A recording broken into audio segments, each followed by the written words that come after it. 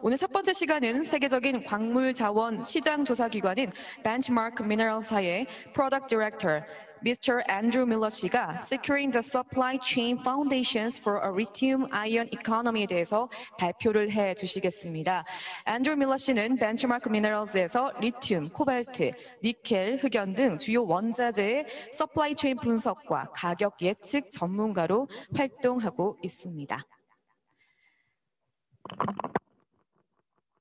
Today's first session will be presented by Andrew Miller, Product Director of Benchmark Minerals, a global mineral resources market research and consultancy firm, which focuses on critical raw materials and energy storage supply chains.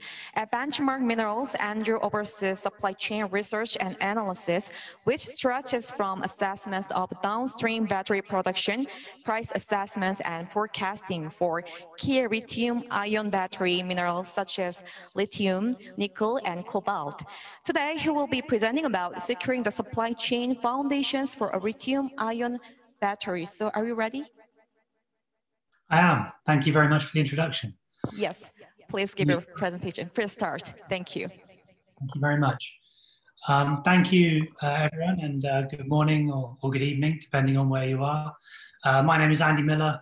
I'm Product Director at Benchmark Minerals, and today I'm going to speak a little bit about the overall supply chain for lithium-ion batteries and how that's developing moving forward. And then I'm going to focus a bit towards the end on more specifically the lithium market and how the lithium market is responding to some of these trends that we're seeing in the market today.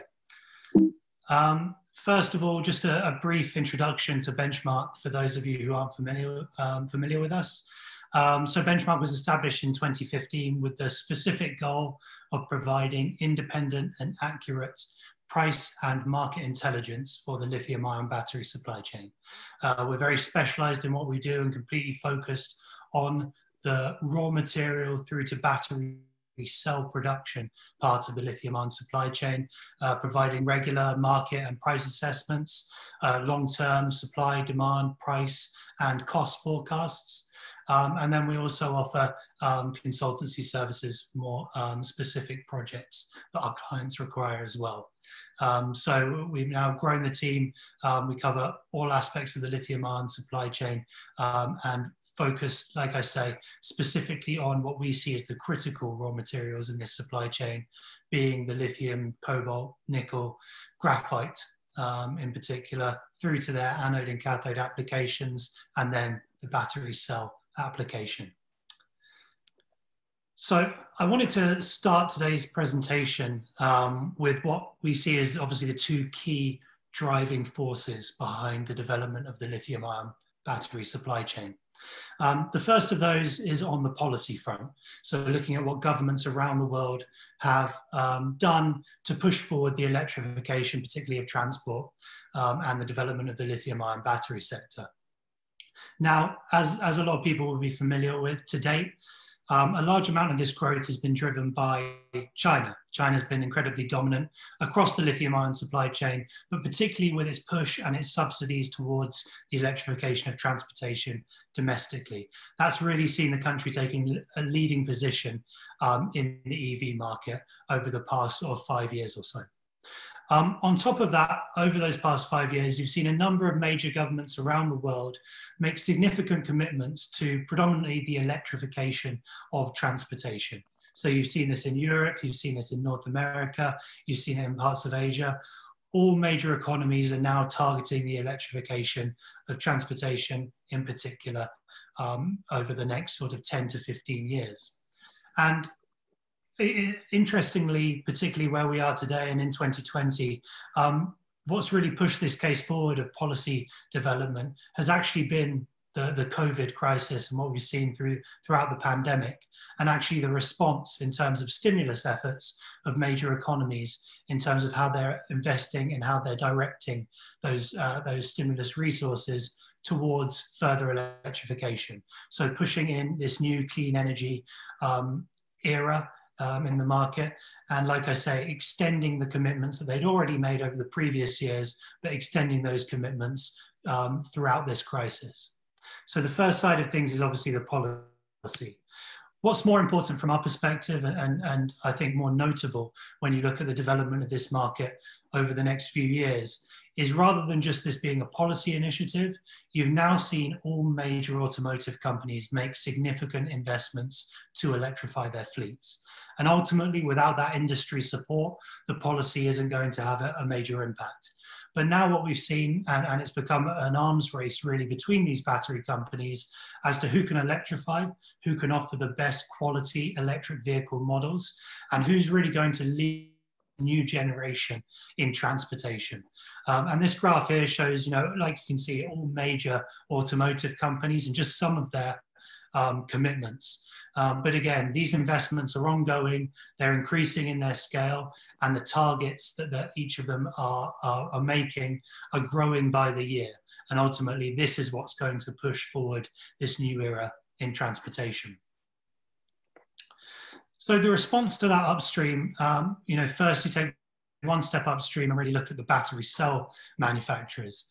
And I think an interesting trend, just to compare where we were 5 years ago when we set up Benchmark, if you look at Q1 2015, at that point there were 3 what we call mega factories in the pipeline.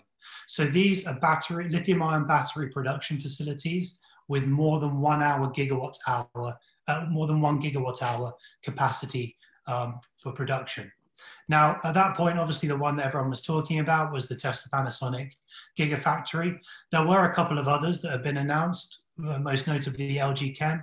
Foxconn had also made some statements towards creating its own battery facility, which never actually came to fruition.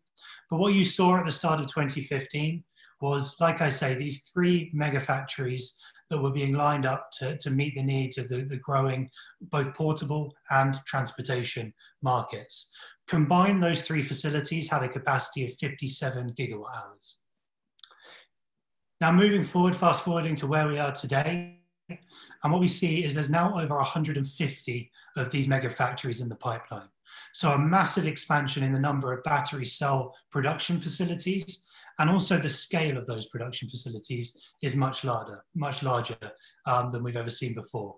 So you look at what Tesla and Panasonic were trying to do, around 35 gigawatt hours of production scale in Nevada. You're now seeing production facilities at 50 gigawatt hours plus for some of the major operators in the market.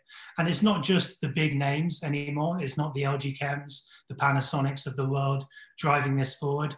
It's new entrants, it's the CATLs of the world, it's new developers in Lishen, Northvolt in Europe, companies emerging across the landscape, developing lithium-ion batteries. And now if you look at that total capacity pipeline for lithium-ion batteries, it now exceeds 2.5 terawatt hours of production capacity. So 2,500 gigawatt hours compared to 57 gigawatt hours just 5 years ago. So huge investment has started to go in at that next stage up the supply chain at a lithium-ion battery cell level. But while you've seen significant commitments now, firstly at the automotive level, and then that giving confidence to battery cell producers to start making their own level of investments, on the right-hand side of this chart, you can see that the amount of investment that's been committed at those stages. But as you work further upstream in the supply chain to the cathode and anode, to the chemical process materials, and to the raw materials themselves, you can see that a huge amount to support that level of production downstream, a significant amount of investment is still required in these upstream markets to support that type of growth. And that is a key potential bottleneck that the industry is facing in the short to medium term, is how do you put in place the various steps of this supply chain to meet the massive scale within such a short time frame that is being lined up at the battery cell and automotive level. So that leaves us at each of these sort of key battery raw material markets with some major challenges to face over the coming years. And I picked out what we see as the 3 key cathode raw materials here, just to demonstrate that point: lithium, cobalt, and nickel. But ultimately, the price paradox that's emerged in each of these industries in the build-up to this expansion in the lithium-ion battery supply chain has actually seen a sustained period now of very low prices. And ultimately, those low prices aren't sustaining the type of growth in supply that's going to be required. Now, what you see across each of these markets is by the mid to late 2020s, if you were to account for all of the projected new supply that is either operating today or could be developed in the future, adding all of that and accounting for all of that coming into production in the next sort of 5 to 10 years, you're still facing a structural deficit in each of these markets by the mid to late 2020s. Now, that's if you account for everything in the pipeline. The reality of this is these projects rarely come into production on time. They rarely come into production at the scale initially required, and they rarely can produce a total 100% proportion of battery spec material when they do come into production. So it's not just about the raw material, it's about getting the battery grade chemical that can be used for these cells. And what that sustained period of low pricing has really done has started to show a number of warning signs in each one of these markets. So in the case of lithium, I'll talk a bit more about this a little bit later, but all of the major producers, with the exception of one, Ganfeng in China, have actually delayed their capacity expansions now at a time when they're really needed to be brought forward. In the cobalt market, what you've seen is that low pricing has meant that a number of African operations, and particularly in the DRC, which is the leading producer of cobalt, have actually been suspended. And some of that capacity is actually coming offline at a time it needs to come online. And then in the nickel market, you're having to develop a whole new supply chain for different types of nickel assets. And the key thing across each of these materials is now that the prices that was sustaining new production 5 to 10 years ago will no longer sustain production at the new resources to being developed. There are either different types of resources which require a different technology, or a higher cost operation with lower concentration of materials. So, each of these markets is facing a very steep demand curve and some serious structural issues to ultimately meet the demand in battery growth. Now, just talking you through what we see as the sort of key challenges that when you're looking from the perspective of an automotive producer, you've made significant commitments to electrify your fleet. You've announced a number of models. You're targeting major cost reductions so that you can compete with your traditional vehicle offering. And now you're faced with a huge number of challenges, which historically you've never looked this far up the supply chain to actually take concern with. You've just relied on your battery cell producer to give you the type of cell you need to put into your electric vehicle. Now they're having to look further up the supply chain than ever before. And the realization for many companies is that they are facing a number of very serious challenges and potential bottlenecks. So the first of those, as I've demonstrated, is the availability, is the underlying availability of these raw materials. Now, if you look across all of these, I've included graphite, which is the key anode material in this list.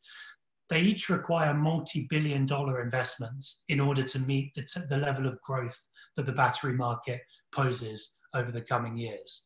But for each of these materials, they face challenges either geographically, either the technology to process those materials, or just the quality and the availability of the resource. So a number of challenges facing each of these markets. And the way each of these markets is structured today relies heavily on either one or two parts of the world for the vast majority of production. And that's obviously a major issue when you're working from markets that are in the low hundreds of thousands and likely to approach the millions of tons going into batteries within the next sort of 5-year timeframe. So massive challenges ahead, firstly, in terms of actually sourcing and having availability of these raw materials. Now, when you can source the raw materials and you find the right type of raw material, the next question, and one that's becoming increasingly prominent for the supply chain today, is the sustainability of those raw materials. What we're seeing today is that the household brands that are now coming in to this lithium-ion battery supply chain and driving the demand for these raw materials are a completely different profile than the industry's ever seen before. These aren't just industrial consumers and brands that are only known in major, whether it be steel, metal markets. These are household brands like the Teslas of the world, the VWs of the world, that don't want to and can't, from a brand reputation point of view, be tied to unsustainable practices in the raw material end of the supply chain. So a lot of this traction and question of sustainability has really centered historically around human rights issues, and particularly with the use of cobalt. I'm sure we've all seen some of the stories and the commentary around the use of cobalt from the DRC and some of the risks of artisanal supply from the DRC and what that poses in terms of cobalt getting into your supply chain from those parts of the world. Those human rights issues, have expanded out, and they've looked at areas such as pollution. A couple of years ago, there were some major headlines about some of the issues with pollution in China's graphite market. And they've even more recently stretched out to the likes of lithium, with the brine resources in South America being thrown into question around their use of water, the use of fresh water, and how sustainable that is in the Atacama. Finally, and I think most prominently, probably over the past few months, Elon Musk obviously came out and spoke quite strongly about the need for more sustainable nickel to support their cathode developments. And like I mentioned before, the new resources that are being developed, and typically the HPAL processing that's being used for refining that material, has been tied to tailings issues as well. And you've seen a number of the major auto OEMs come out and publicly say that they will not be sourcing material from operations that have risks about deep sea tailings or other types of sustainability issues. So as they start to isolate parts of this supply chain that these companies can't and won't, from a reputational point of view, work with, that poses even more challenges. It's not just about sourcing battery grade material from the whole pool of supply in the market. We're now narrowing down certain parts of the market, and often the parts that are growing and expanding, that we can no longer work with. And that's becoming a major issue in the supply chain planning for a number of automotive companies. Third, and when you've actually sourced that material and you've identified material you can use and that's going to be available for your supply chain, a key issue comes around localization of that supply chain. And this is particularly crucial when you're talking about electric vehicles being made outside of China.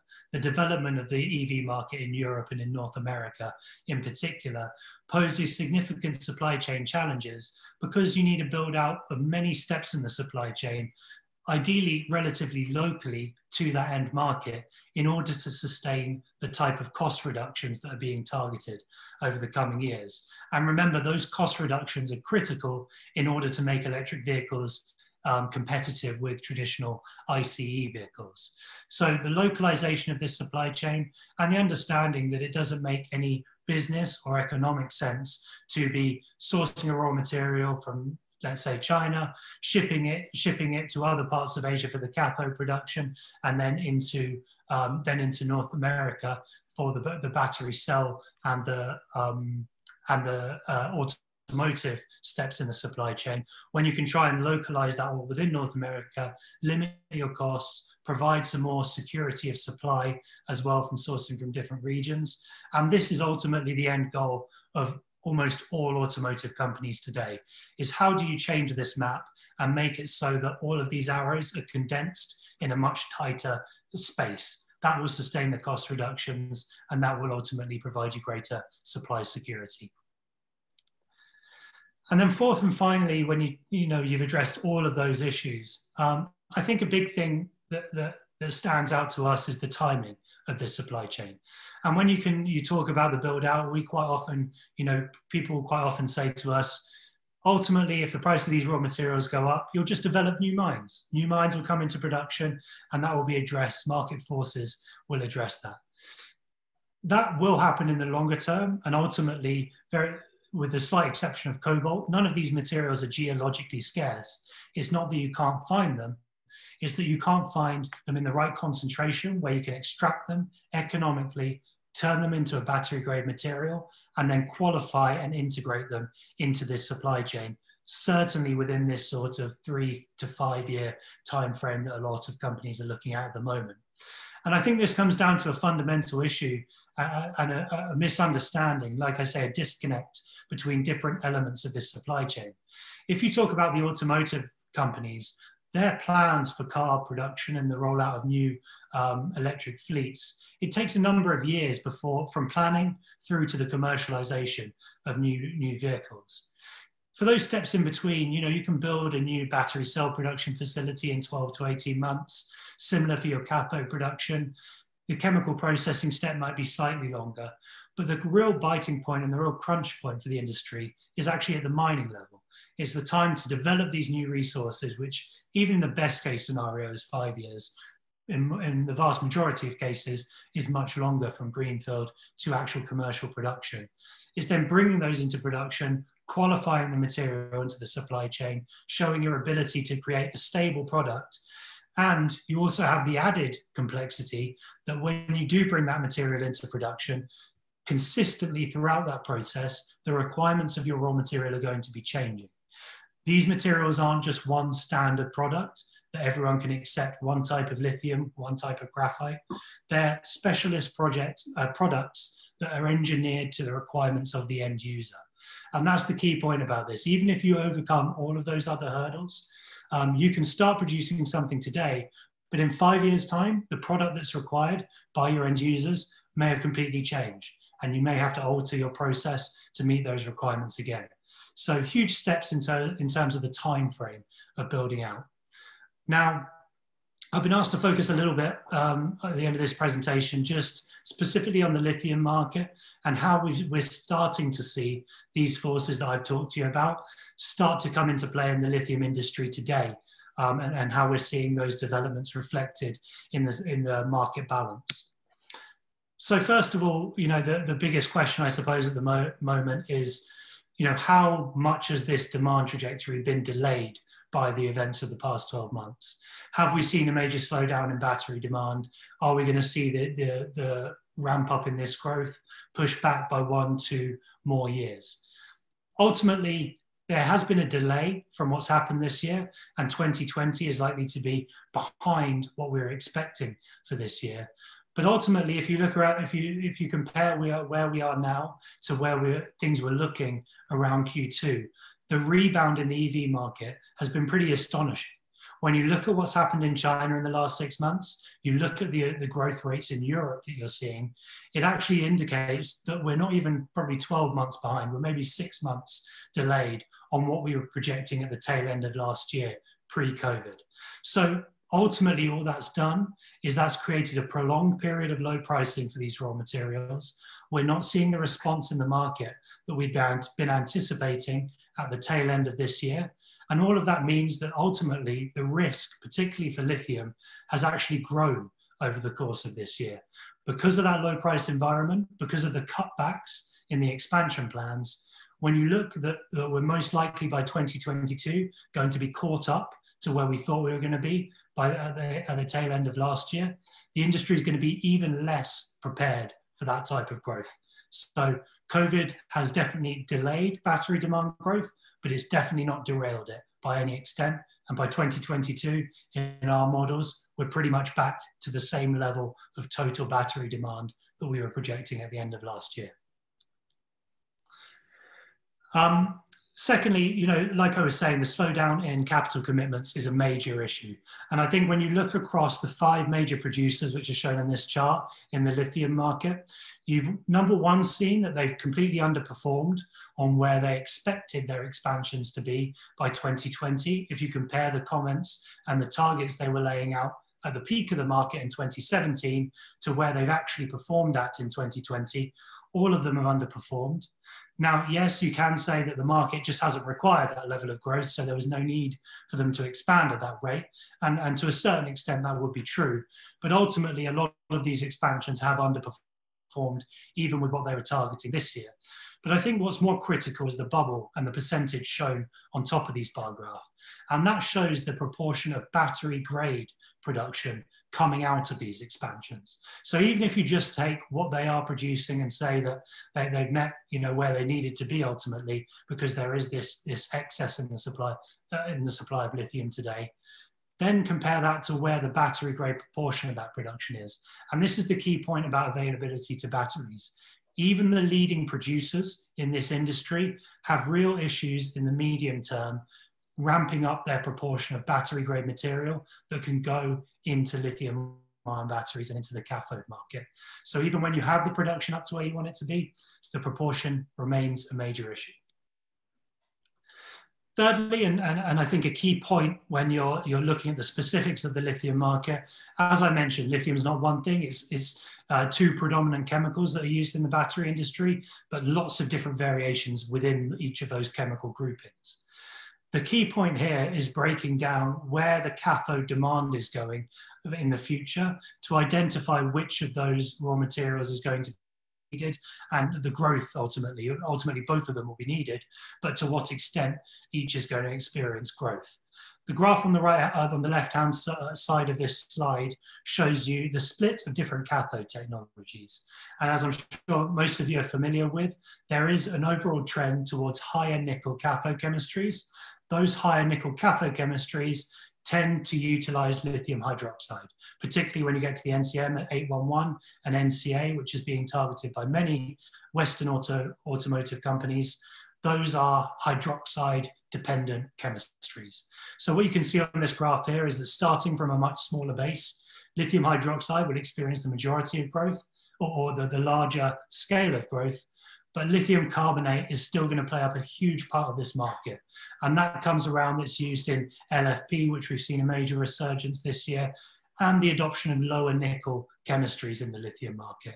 And that's a really key point from the perspective of some of the technology and safety constraints that you're seeing in that transition towards high nickel.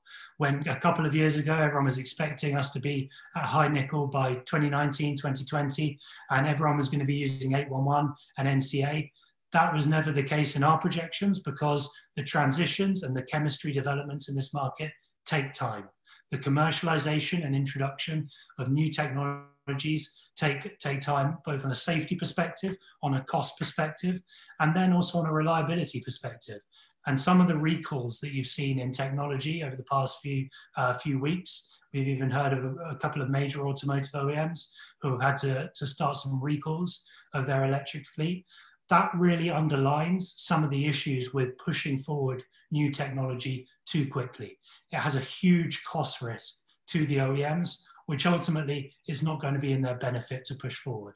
So that's why we see these mid to low nickel chemistries still playing a role for the foreseeable future. And certainly the likes of LFP as a low cost and improving in its energy density performance can still play a major role in the market in the longer term as well. So lithium hydroxide and lithium carbonate both going to grow. And that's just underlined on this graph here. What you can see, like I say, lithium hydroxide is a smaller part of the market. We're in and around 100,000 tons of a 300,000 ton market today, and will grow. It has a much steeper growth trajectory than the lithium carbonate side. But ultimately, we're talking about the lithium market over the next decade going into the 1 to 2 million tons from a base today of around 300,000. And both chemicals are going to be needed.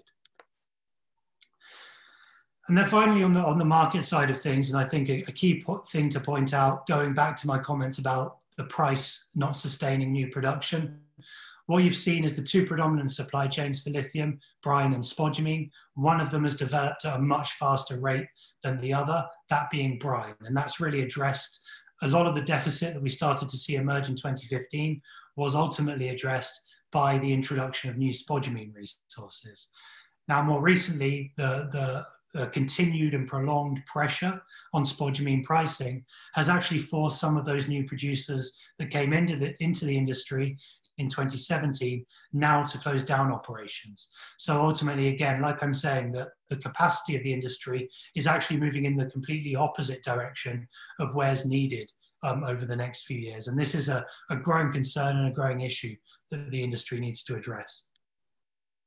So ultimately, all of that means, I know I'm coming close to time, so I'll wrap things up. But in our projections and where we see the market going forward is that we do expect by the second half of next year, each of these industries is going to be start to face some structural issues. And by that, we mean that when you see the orders, particularly for 2022, come into the supply chain in the later half of next year, I think that's going to expose a massive lack of supply availability, particularly of the right type of chemicals.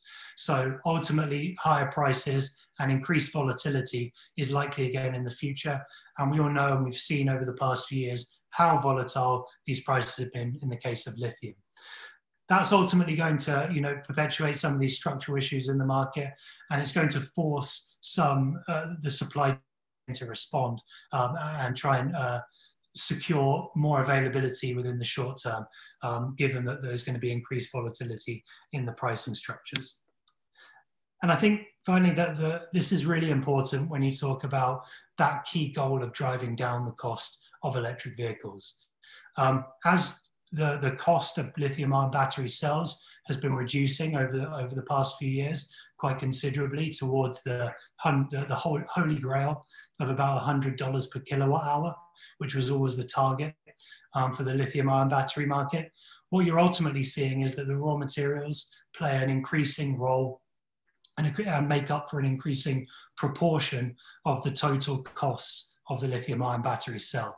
So increased volatility in those prices is going to have huge implications for that decreasing trend in battery costs. And like I say, that all has a knock-on impact for the whole supply chain in relation to ultimately making EVs more affordable and have a higher penetration rate in the industry.